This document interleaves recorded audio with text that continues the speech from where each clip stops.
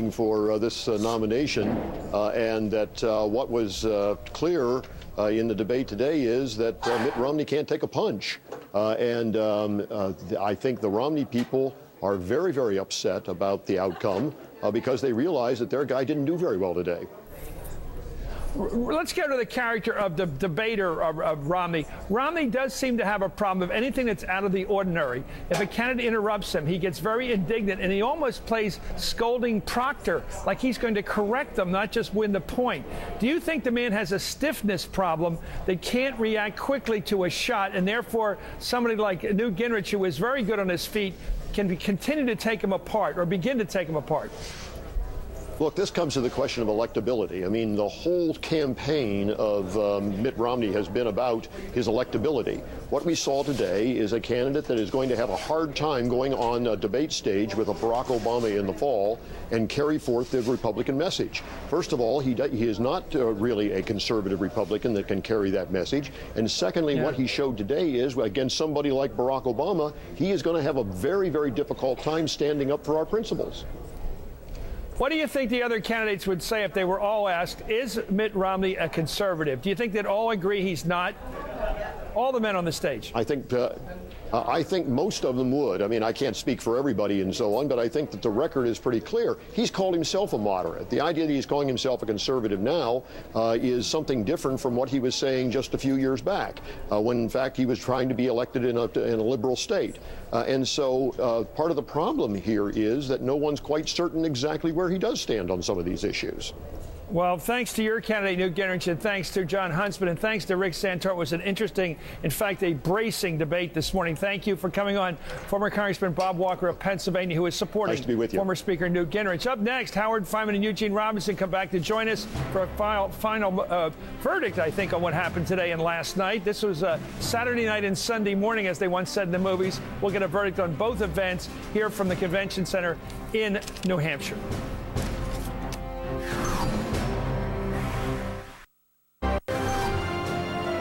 I think it's most likely that the person who should represent our party running against President Obama is not someone who called him a remarkable leader and went to be his ambassador in China.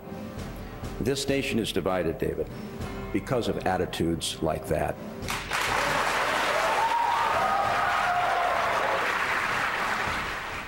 Makes you proud that political candidates can still rise to the occasion with an historic remark like that. That was a great retort, I think. We're right back now with Howard Fineman, of course, in Manchester, New Hampshire. Of course, joining us is Gene Robinson as well from the Washington Post. We have two of the greats with us right now.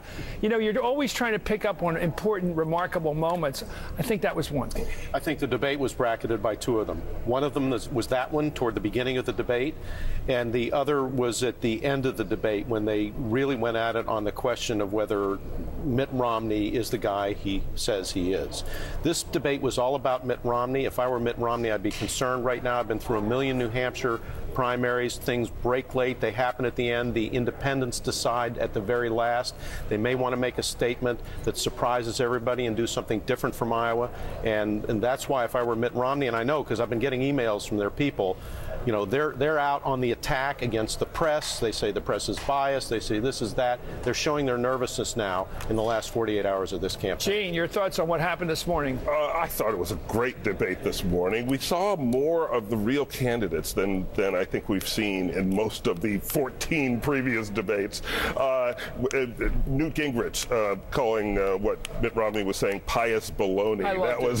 It's all printable. You know, it can be printed in every newspaper in the country. There's a deli here in Manchester as we speak, working on a pious bologna sandwich.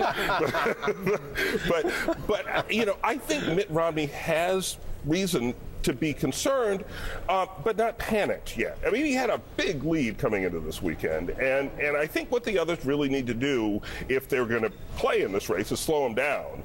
I think they've got a shot at it. Okay, you're right. All I can say is I have seen, I'm not saying he's going to lose by any means, but I have seen these big leads evaporate like snow in the sunlight here in New Hampshire. Okay, let's question. They could have gone after him on being not conservative. They didn't do that today.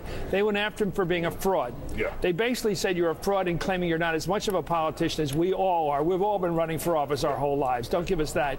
And secondly, you have not stood behind your commercials. You have spent millions of dollars destroying one of your opponents, Newt Gingrich standing here, and haven't put your name behind it.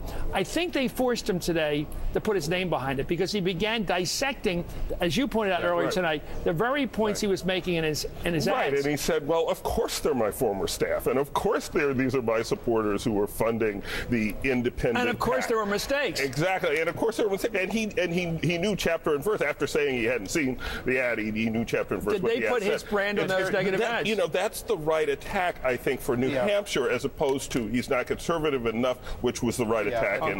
Here's the problem for Mitt Romney.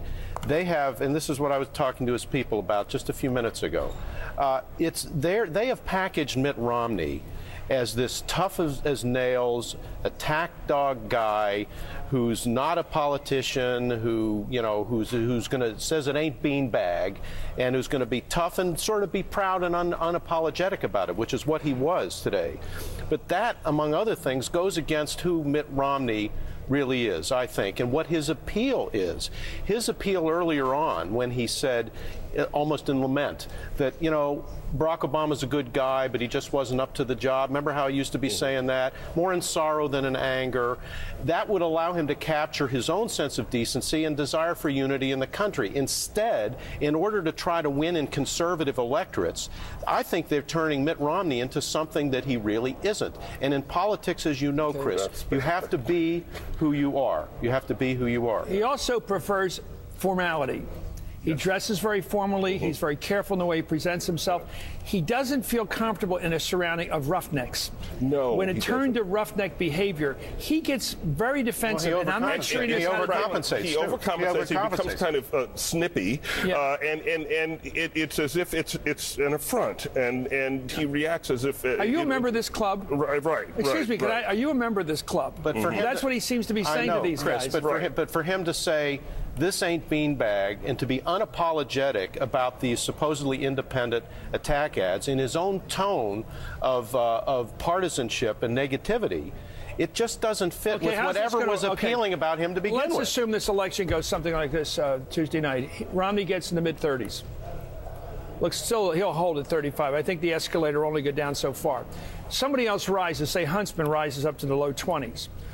Perhaps passes Ron Paul and gets him out of this discussion a little bit, which would be healthy for the party right now, I think, because Paul's not going to be the nominee. But Santorum has not done well up here. No. And Gingrich has not really turned things around for himself. No. What happens in your state, South Carolina? Big question. I don't know what happens. It's Perry's Alamo. I don't think he's going to do much of anything. Gingrich can play in South Carolina, but if he doesn't do better here, I think possibilities for him become limited. Huntsman in South Carolina? Nothing. Maybe. I'm not seeing it click there. So nobody, after all this, even a real rumble, which we had this morning, will not shake Romney's lead. I actually think, from Romney's point of view, if somebody's going to come in a close second, it's probably better Huntsman than one of the standard issue conservatives who would play better in South Howard Carolina. Fineman, Gene Robinson, a great morning of television as well as a great moment of television history in terms of politics. Join me tomorrow at 5 and 7 Eastern for Hardball from right up here in Manchester, New Hampshire. And then on Tuesday, our coverage begins at 5 Eastern on Hardball, and we'll be on all night with results and analysis of the first in the country primary up here in the great state of New Hampshire. Our coverage continues in a moment with Alex Witt.